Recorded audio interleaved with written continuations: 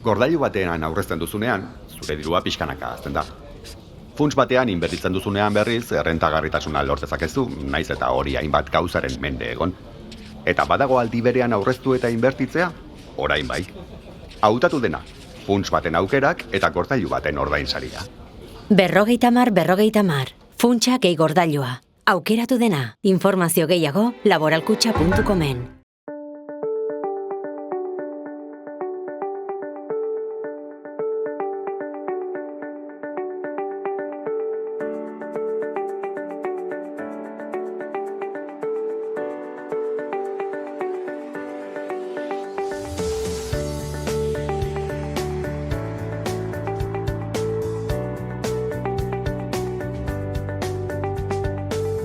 Kaixo eta ongi etorriak saio berri batera, gaur urtarrilak 13 astelena elkarrizketa bakarra izango dugu. Gaurkoan, Idazkur Barberekin egon gara hemen platoan, Hortzadar elkartetik datorrena. Hortzadar elkarteak Nafar Aziak dokumentala ondu zuen duela urte pare bat, eta honen inguruan hitz egitera dator Idazkun. Zuzendaritza lanetan aritu zena. Baina honekin hasi baino lehen goazen gure betiko edukiarekin.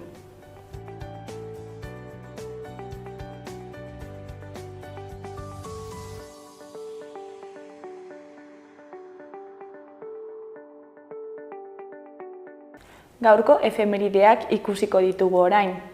Gaurko egun batean, 1874ko urtarrilaren 13an, New Yorkeko poliziak bortizki eraso zion langabeen manifestazio bati. 1873an depresio handia hasia zen, eta langabezia gorantz zioan.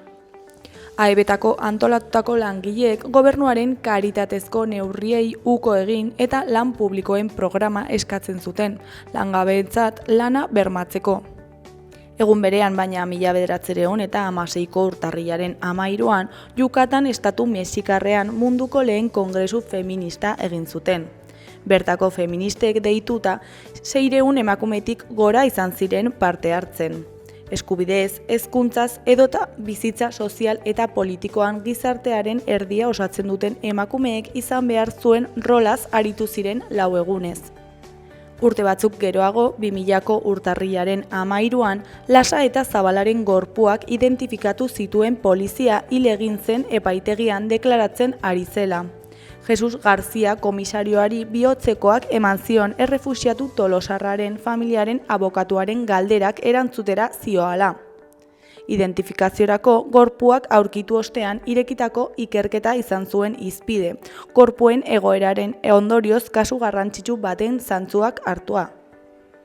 Eta bukatzeko 2012ko urtarrilaren 13an, Bizkaian herritar ugari torturatzeagatik ezagun zen Manuel Hidalgo Guardia Zibileko kapitain ohia hil zen Jaenen. Basturialdea, Lea Artibai, Durangaldea eta Mungia inguruetan tratu txar basatiak burutzeagatik zen ezaguna. Mungiar askok oroitzen du nola saiatu zen zuhaitz bat botatzen herritarrek ikurrina bat jarria zutelako.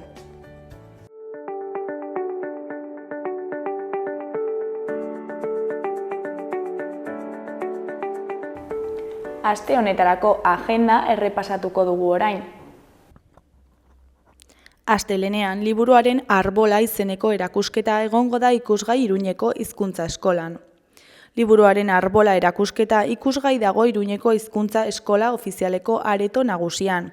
Gorka Arresek sortu du eta liburua zer den ulertzeko eta haren garrantzia azpimarratzeko diseinatu du. Liburuaren atal nagusiak erakusten ditu, letraren anatomia, testuaren fisiologia eta liburuaren biologia.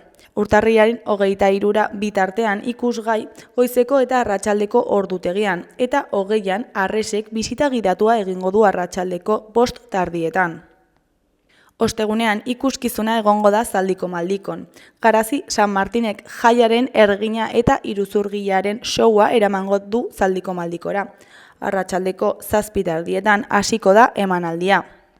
Ostiralean Burlatako BGBD elkartasun jaialdia egingo da Burlatako gaztetxean. Udalak alternatibarik gabe gaztetxea desalojatu nahi zuela salatu zuten irailean eta 2 eguneko elkartasun jaialdia antolatu dute orain Burlatako gaztetxean. Urtarrilaren 17an eta 18an gaztetxearen beharra aldarrikatzeko kontzertuak egingo dituzte. Sarrerak bihartik aurrera Salgai, Orreaga, Amadeus eta Ezpala tabernetan. Larunbatean, alde batetik, Goazen 11. urteurren kontzertua egongo da ikusgai Baluarten. Euskal Telebistako Goazen telesail arrakastatxua Baluarten bueltan izango da 11. urteurrenaren kontzertu emanaldiarekin. Aldaketak izan dira basakabin, beraz ez galdu. Arratsaldeko 4:00 eta 6:30 izango dira. Sarrerak Salgai. Beste alde batetik, Kutxartean izeneko antzerkia egongo da Atarrabiako kulturetxean. Mundua abenturak bizitzeko kutxa handi bat da. Kutxartean antzezlanaren 2 protagonistak kutxa batzuetan bizi badira ere, ametsesko lekuetara bidaiatzea imaginatzen dute. Gainera, Errobiren 50. urteurrenaren kontzertua egongo da Gaiarre antzokian. Anje Dualde eta Michel Dukau buru dituen Lapurdiko errobi talde mitikoak 50 urte bete ditu oholtza gainean eta horixe bera ospatzeko biran izango dira Gaiarre antzokiko oholtzan. Larunbatean baita ere artea humorizko antzezlana ikusteko aukera egongo da Zizur Nagusiko kulturetxean. Sergiok estilo moderneko margolan bat erosi du dirutza handiaren truke. Markosek haren lagunak kuadroa gorrototu eta ez du sinisten Sergiori ura egiazki gustatzen zaionik.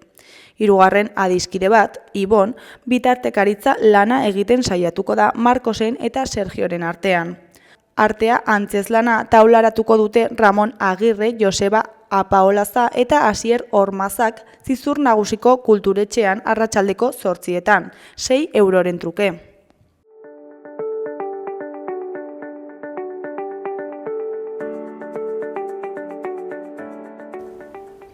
Ikus dezagun gaurko egunkarien azalek zer dioten.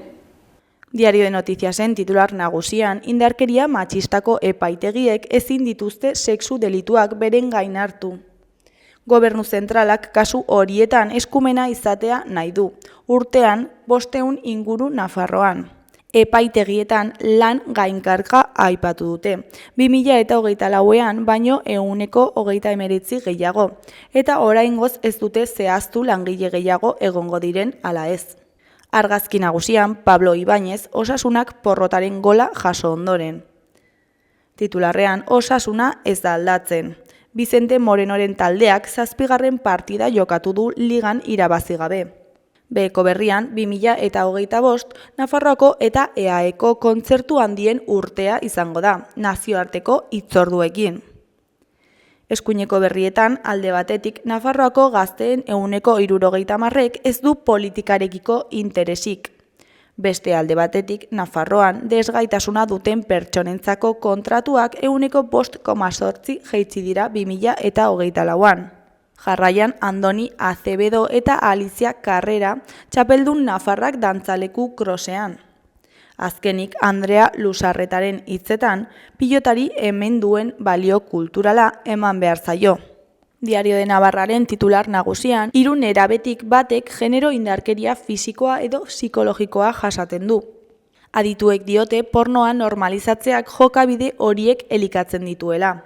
Argazki nagusian, Pablo Ibáñezek Julian Alvarezen golean egindako akatsa aurpegiratzen katenari. Titularrean, ordenarekin ez da nahikoa. Julian Alvarezek bigarren zatian sartutako golak gorritxoen erresistentziarekin amaitu zuen. Ezkerreko berrietan, alde batetik, garraioek abantaila berriak ikusten dizkiote HTA Gasteizik lotzeari. Beste alde batetik, Nafarroako justizia auzitegi nagusiak langile hoiei 3 tertokoak ordaintzera behartu du foru gobernua. Goiko berrian, ezkerrekoan, Carlos Zirizak 40 urteko ibilbide artistikoa ospatzen du. Eskuinikoan berriz, prezioen igoerari aurre egiteko araua 50, 30, 20. Gararen titular nagusian, Euskal Espetxe eredua aplikatzeko eskatu dio Sarek lakuari. Herritarren sarea pozik agertu da Bilboko martxa jendetsuagatik eta erakundei espetxetako auzian inplikatzeko eskatzen die. Argazki nagusian, Txillardegiri omenaldia Donostian. Jeix Lefite idazlea izan zen atzo Txillardegiren omenezko ekitaldiko gonbidatu berezia, haren heriotzaren 13. urteurrenean. Txillardegik ez du oraindik bere izena duen leku fisiko nabarmenik Donostian. Eskuineko berrietan, alde batetik, kritikoek zail ikusten dute EBBren ordezko hautagaitza bat. Beste alde batetik, biktimari babes feminista eman diote Mario Lopezen epaiketan. Jarraian, Alemaniako MT Melsungeneko jokalaria den Erik Balentziagaren hitzetan, zoriontsu izan naiz jokatu dudan leku guztietan. Euskal Herria Irratiaren titular nagusian, Industria Ministerioak, Nafarroako gobernuak eta BSH-ek lantalde bat sortu dute eskirotzeko lantegia ez ixteko aukerak aztertzeko. Jordi Ereuk eta Maria Txibitek konpromezua eskatu diote BSH-eri, berrindustrializazio aukeretan lan egiteko eta dauden talentua eta azpiegiturak aprobetxa ditzaketen industria proiektuak identifikatzeko. Eskuineko berrietan, goikoan, porrot duina, baina porrota.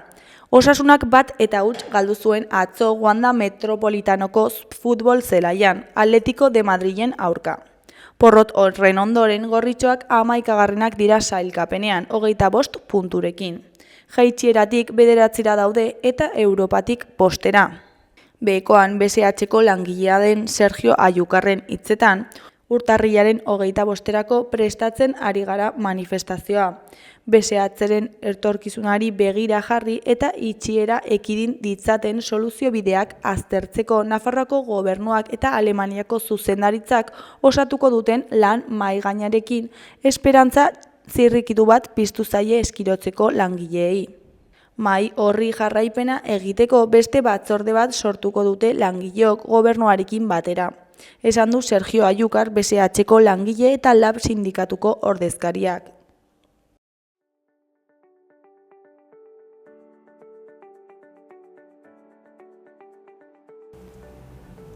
Gaurko eta biharko eguraldiaren iragarpena ikusiko dugu.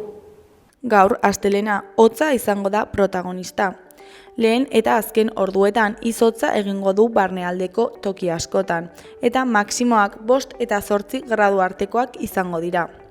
Horrekin batera, arratsaldean ipar haize fina ibiliko da eta hotz sentsazioa areagotuko du. Ebro ibarrean ziertzoak traba egingo du, bolada gogorrekin ibiliko baita. Lehen eta azken orduetan behe-hodeiak agertuko dira, batez ere ipar partean, eta erdialdeko orduetan gutxitu egingo dira. Giro eguzkitsua espero dugu asteartean. Goizean lainoa sor daiteke eta behe-hodeiak ere agertuko dira ipar isurialdean. Hala ere, hodei horiek desagertuz joango dira. Lehen eta azken orduetan hotz handia egingo du, berriz ere zeropeko balioekin barnealdean. Iparraldeko haizeak indarra galduko du eta maksimoak pare bat gradu igoko dira. Edozein kasutan ez dira 10 gradutik pasatuko.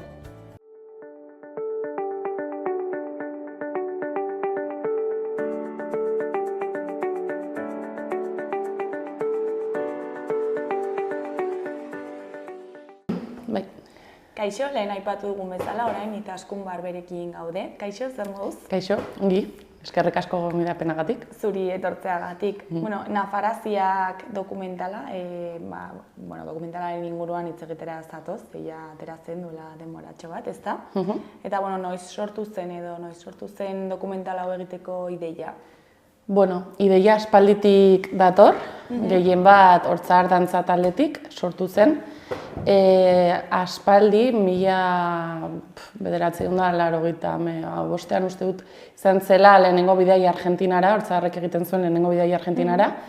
Han harreman berriak sortu ziren eta, geroztik, etzen berriro bidairik egin Argentinara. Orduan, Ander eta Nora direla, justo bidai honen arduradunak joan ziren Nafarroko gobernuko beste diru laguntza batekin 2019an edo Argentinara eta han berriz piztu zuten harreman hori, ez? Eta hortik pixkat ateratzen ideia. Kontua da gero, COVID-a etorri zela, eta pixkat buruan zuten bidai hori Hortzadarrekin egitea, bertan bera geratu zen nolabait, eten bat izan zuten, eta gero berrartu zuten 2022an.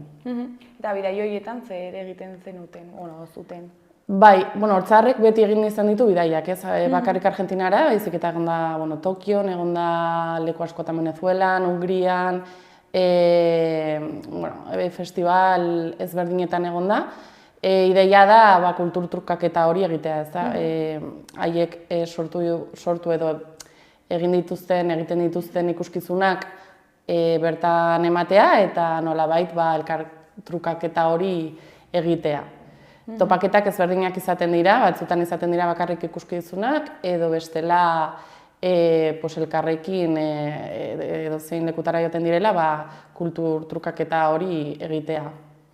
Osea, Hortzadarretik jartzen zarete kontaktuak hango beste elkarte batekin eta... Hori da, badago taldetxo bat, horretaz arduratzen dena, eta segun eta zer dagoen herrialde ezberdin horietan, Boisen adibidez egon ziren, egiten dituzte topaketak, eta euskaldunak topatzen dira, ez? Eta Amerikan dauden euskaldun horiek ere biltzen dira, eta bada nolabait pizteko eta oso egun berezia, eta arbasoak eta harremanak, eta berriz horretaz hitz egiteko, berpizteko, eta azkenean identitatearen inguruko ekitaldiak direla, esango nuke, ez? Eta mantentzearren, eta egun bereziak dira, eta orduan jartzen dira harremanetan hango herrialdeekin edo, eta planteatzen da Hortzadarren bidaia, ea posible den edo ez, hori da beste kontu bat, baina normalean posible izaten da, eta beti esperientzia oso politak izaten dira.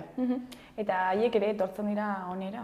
Bai, adibidez Argentinako kasuan, Nafarroko gobernuak urtero ateratzen du esaten dena campamentos de verano edo horrelako izen bat du, eta orduan egiten dute hango nafarretxeetako eta puntatzen direnekin zozketa bat, eta udan etortzen dira ona. Orduan Nafarroko gobernuak egiten duena da turrentzeko bat egin, Nafarro osotik, eta erakusten die lurralde ezberdinak.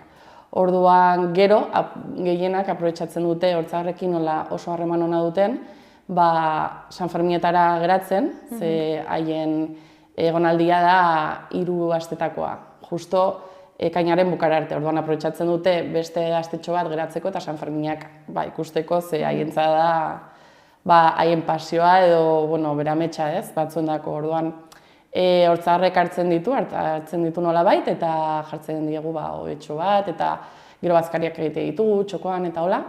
Eta pixkat mantentzearren harremana, harreman polita dago. San Ferminak ere hemengo kulturaren parte dira, ez orduan? Noski, bai. Eta bizitzen dute, emozionatzen dira asko. Eta zergatik dokumental bat? Zergatik dokumental bat, galdera ona. Neri proposatu zidatenean, grabaketa bat egitea bidai honen inguruan, ez nuen egin nahi, oso argi nuen ez nuela egin nahi bideo baten laburpena besterik ez, edo hango ikuskizunen grabaketa bat. Hori orain arte egina izan nuen Hortzadarren, eta ez nuen horrelakorik nahi, agian beste puntu batean nagolako, edo nahi nuelako gauza berriak probatu edo.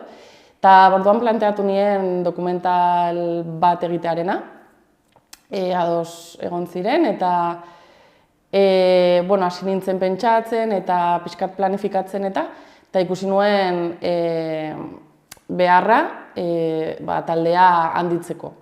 Orduan proposatu nion Rute Txarteri, berarekin gidatu, produzitu, egin dugu dokumental guztia, beste batzuen laguntzarekin, baina gehien bat gu izan gara proiektuaren buru eta proposatu nion, ea erokeriotara animatzen zen eta animatu zen.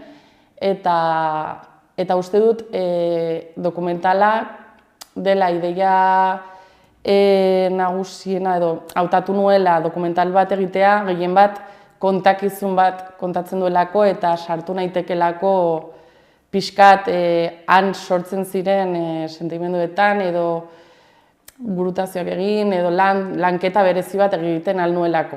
Nekielako ere zer topatuko nuen eta hori ere gustatzen zitzaidan, ez? Eta horrekin esperimentatzeko prozesua uste dut dokumentalaetan agertzen aldela buruan nuen guzti hori. Eta zer irudikatzen da konkretuki dokumentalean? Dokumentalean, bai, ikusten duguna da bidaia, saiatu ginen, bidaia izan zen bezala azaltzen, lekuetan, 4 leku izan zirelako, Buenos Aires, Mendoza, Rosario eta orain ez zait aterako bestea, daukat hemen, baina, laugarrena. Eta orduan... Ateratzen bada. Bai, kontatuko dut. Eta orduan 4 leku horietatik nola pasatu ginen kontatzen du, aldi berean kontatzen du Hortzarrek nolabait haiei transmititzeko tailer ezberdinak sortu zituzten Iruñan, han haiei kontatzeko eta erakusteko. Hori ere planteatzen du dokumentalak, baina baita ere publikoari hausnarketa bat egitera gomendatzen du gehien bat hango protagonistak ditugulako, gehien bat gazteak, eta nafartasun hori gure nafartasun hori ikusteko beste modu bat ikusteko bidea erakusten digu, interesgarria eta gehien bat hausnartzen du kulturaren, arloaren inguruan, nortasunaren inguruan, eta pixkat hori, bide berriak irekitzeko edo guretzat ere han gertatzen dena, izan zen nahiko txokantea, esateko modu bat. Orduan hori ere transmititu nahi genuen, ze guretzat izan zen esperientzia berri bat, espero ez genuen zerbait eta hori ere trasladatu izan nahi dugu dokumentalean. Dago informazio asko, baino aldi berean dago nahiko ataletan banatuta, esango genuke. Eta nola hartu zuten nafar kulturan Argentinan? Han hartu edo hartuta zuten. Kontua da, eta esango nuke, guk baino gehiago bizitzen dutela, gehien bat, distantzia dagoenean eta egunerokotasunean ez duzunean agian ez diozulako behar edo, kanpotik ematen zaion garrantzi bera ematen, Orduan, haiek nafarretxeetan egiten dute bizitza, familia bat bezala ikusten dute haien lagunak eta kideak, eta kultura mantentzen saiatzen dira. Orduan, horretarako dantzatzen dute, San Ferminak irudikatzen dituzte, gastronomia instrumentuak ere jotze dituzte, txistua, orain Buenos Airesen euskara klasak ematen ari dira, eta jarraitzen dute, esan nahi dut, gaur egun jarraitzen dute gure kultura han mantentzen, eta zaila dute, gainera ze orain egia da ez dagoela ara joateko beharrik, herritarrek ez dute lehen garaian gertatzen zena behartuta sentitzen zirela beste leku batzuetara joatera lan egitera, orduan geroz eta zailagoa dute mantentzea nafarretxe horiek. Baino, beste bide batzuk lortzen dituzte eta bai mantentzen ari dira, orduan hori ere pixkat kontatzen du dokumentalak. Eta zu, produzitu zenuen dokumentala, ezta? Eta zer zenuen buruan, ze helbururekin sortu zenuen? Helburua zen, pixkat kontatu dizudana, kontatzea zer ikusten genuen han. Niretzat eta arrutentzat, eta beste Hortzarreko kideentzat ere batzuenako gehien bat esango nuke esperientzia berria zela, gehien bat Euskal Etxetara joaten ginelako lehen, eta Nafarretxetara sekula ez gara joan, orduan niretzat hori berria zen. Eta zer topatuko genuen ere, pixkat banekien gehien bat ona udan etorri zirenean, San Fermietan elkarrizketatzeko aprobetxatu genuelako Ruteta biok, Argentinako kide batzuk, eta pixkat bagenekien zertzegoen, baino ara joan ginenean topatu genuen beste realitate bat, eta gero ona etorri ginenean material guztiarekin ikusi genuen guk gure gidoia, idatzi genuen gidoia aldatu hartzela, eta orduan berriro ere moldatu genuen, orduan horixe, pixkat hori izan zen. Eta sormen prozesua zaila izan da? Ez, gehien bat, elkarrizketa hau egin genuenean, nahiko argi ikusi genuelako zertzen nahientzat interesgarriena. Eta interesgarriena edo importante nahientzat, ez? Zen familia kontzeptua, zen sentimendu kontzeptua, nortasun kontzeptua. Orduan, nahiko argi utzi zizkiguten ari batzuk, ez? Edo ardatz batzuk, edo hitz konkretu batzuk, eta horrekin hasi ginen. Rut eta biok oso ongi moldatu gara hasieratik, eta elkarrekin lan egin izan dugu horretik, eta beti ongi. Orduan elkarrizketa egin genuenean erraza izan zen biok ados jartzea berdina ikusi genuen, eta orduan pixkat hortik jo genuen. Modu poetiko batean ere nahi genuen kontatu, orduan dokumentala ikusten baduzu ikusiko duzu. Hartzeren poesia hortik ere dagoela, eta pixka da dokumentalaren ardatza edo. Eta nahiko erraz eta argi, nahiz eta gero prozesua oso zaila den, eta oso pisutsua lan asko dakar, baina berez ideia nahiko argi bai. Eta lortu zenuten materiala, nahi zenutena zen? Materiala diozu elkarrizketena, eta bai, nahi genuena eta gehiago, gainera, esate dizut, aurretik prestatu genuen gidoia Iruñean oso pozik geuden idatzitakoarekin eta beti ateak irekita hau egituzu dokumental badelako eta inoiz ezakizulako zer topatu dezakezunan, baina ara joan ginenean errealitatea izan zen fuerteagoa eta emozionatzen ziren, pila bat. Eta hori guretzat izan zen agian esperientzia honetan pixkate fuerteena iruditu zitzaiguna, ez? Eta hori trasladatu nahi genuen berdina dokumentalean besteek ere ikus dezaten, ez? Hemengo jendeak ikus dezan zer eta nola bizi dutenan. Orduan, han berriz ere aldatu behar izan genuen gidoia. Eta geroan grabatzea ere esperientzia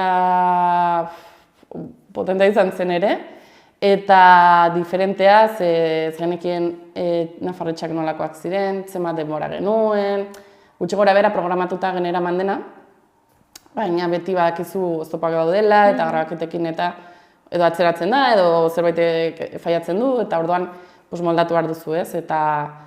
Eta horrela gaineran badute beste ritmo bat, gure azizalakoa, gu oso, ez?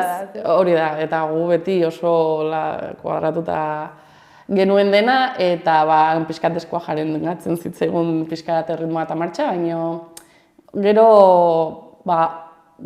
geroz eta, espero genuena, baina gehiago grabatu genuen, eta gero bueltan orduan, ediziorako prestatzen hasi ginenean dena, konturatu ginen dena aldatu behar genuela, informazio asko genuen, eta betikoa gertatzen dena, azkenean beste formatu edo forma bat eman behar diozu, dena enkaja dezan, ez. Eta osotara, zenbat denbora egon zineten? Bidaian edo... hasi zinetenetik, gero han zenbat denbora egon zineten, eta gero hemen produkzioa lanak eta? Bidaiak iraun zituen 3 aste eta piko, 17 egun izan ziren.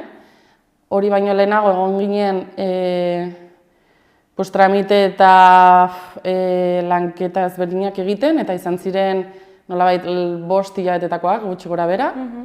Eta gerora, edizioan eta, egon ginen edizioan eta postproduzioan eta, esango nuke 6 bat hilabete edo. Azkenean, prozesu guztiak urte bat apiko. Kontuan izan da, guztiok lanean ginela, eta orduan zure demora liberean egin martzen nuela, orduan horrek ere mantxotu du. Azkenean ez gara egun proiektu honetan egunean, orduan, bai. Eta zuretzako ere esperientzia berria izan da, ezta? Bai, erabat. Eta zer moduz? Oso pozik, oso gogorra izan da ere.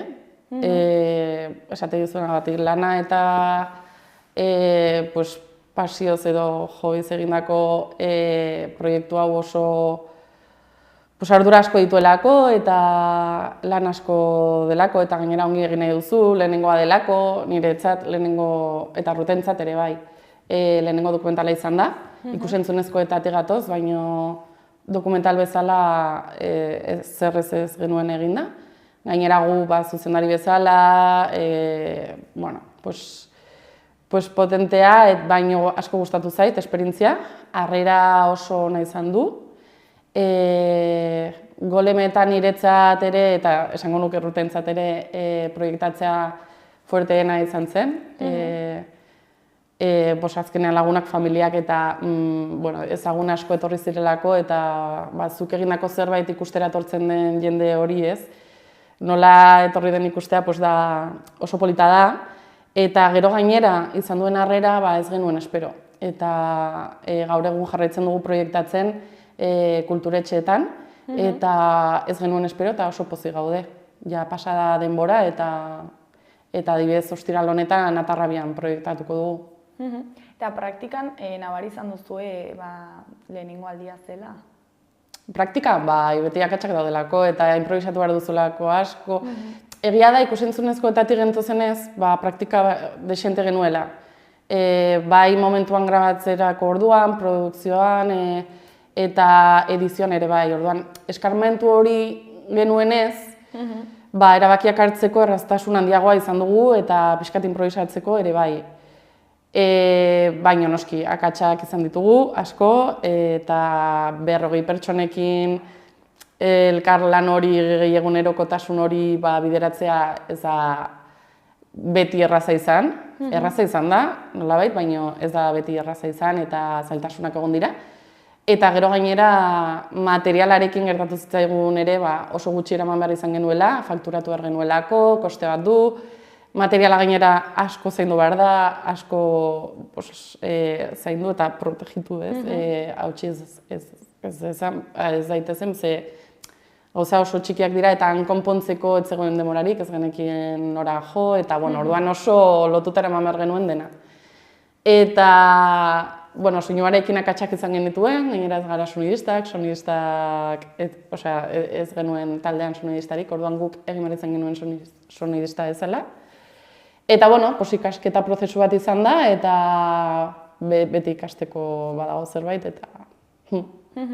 Eta azkenean, prozesua guztia bukatu ondoren, noiz estrenatu zen, eta non egon da ikusgai?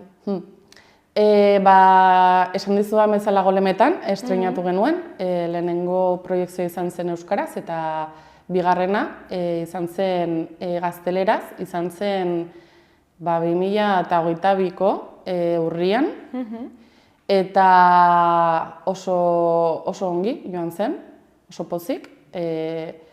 Gehien bat, euskaraz proiektatu genuenean kasi dena baitezelako, eta ez genuen espero, egia esan, eta gero gazteleraz egin genuenean dena betezelako. Eta Golemeko sala bat betetzea hau guretzat, pentsa, osea.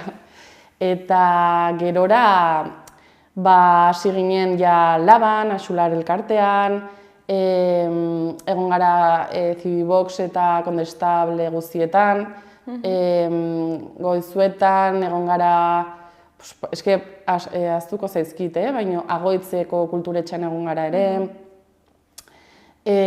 Gasteizko Nafarretxean eta Bilboko Nafarretxeetan ere, eta leku gehiagotan, orain ez zaizkidanak burura etortzen, baina kulturetxeekin oso pozik gaude,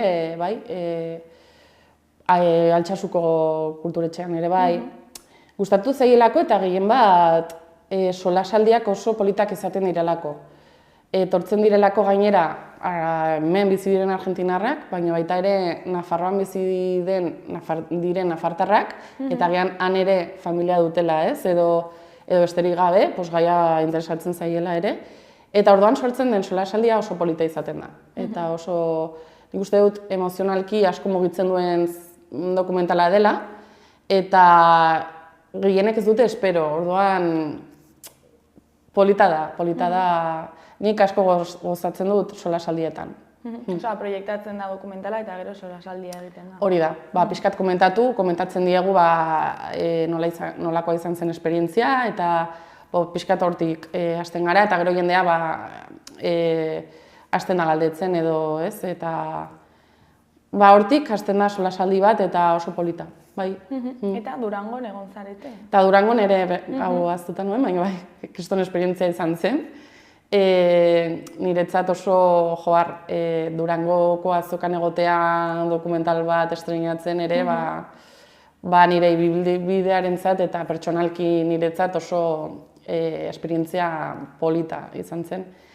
Eta han estreinatu genuen, eta oso ongi, oso pozik, bai, lehenengo egunean. Eta egia da gaixo joan nintzela, baina ere, gozatu genuen igual.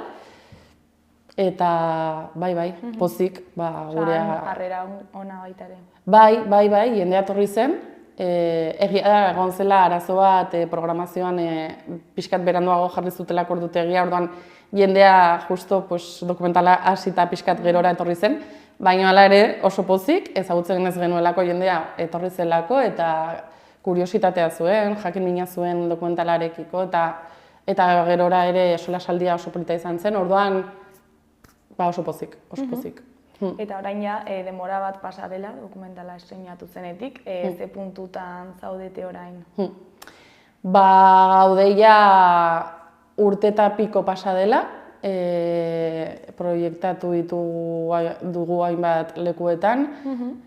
Nik uste honek ja bukaera bat izanen duela laster, gehien bat hainbat lekuetan egon garelako eta azkenean jendeak ikusteko aukera izan duelako.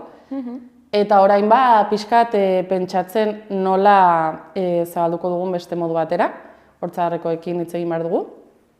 Eta ideia da azkenean publiko egitea, proiektua Hortzadarrena delako, eta pixkat hori planteatu eta nola bideratu eta nola egin.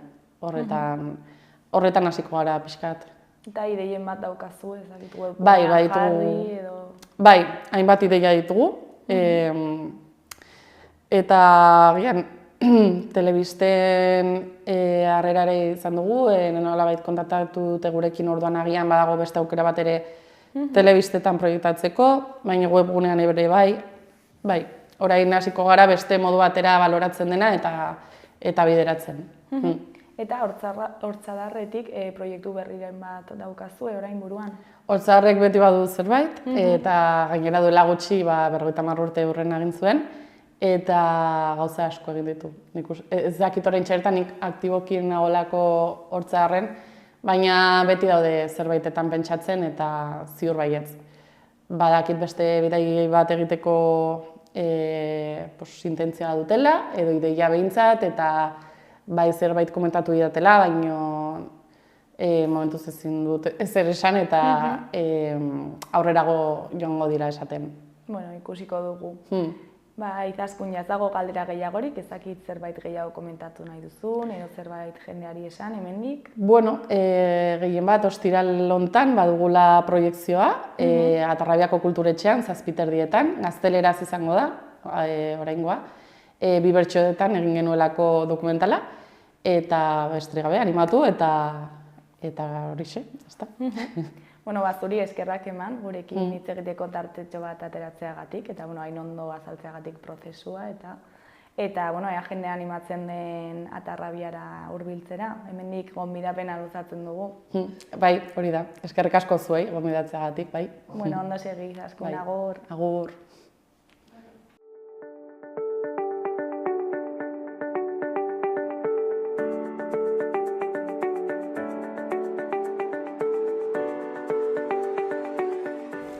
Gaurkoz hau izan da dena, bihar asteartea itzuliko gara eduki eta elkarrizketa berriekin.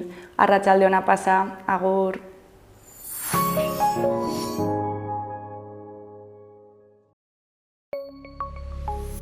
Gobierno de Navarra. Nafarroako gobernua. Gordailu batean aurrezten duzunean, zure dirua pixkanaka hazten da. Funts batean inbertitzen duzunean berriz, errentagarritasuna lortezakezu, naiz eta hori hainbat gauzaren mende egon. Eta badago aldi berean aurreztu eta inbertitzea, orain bai. Hautatu dena, funts baten aukerak eta gordailu baten ordainsaria. 50-50, funtsa gehi gordailua. Aukeratu dena. Informazio gehiago laboralkutxa.comen.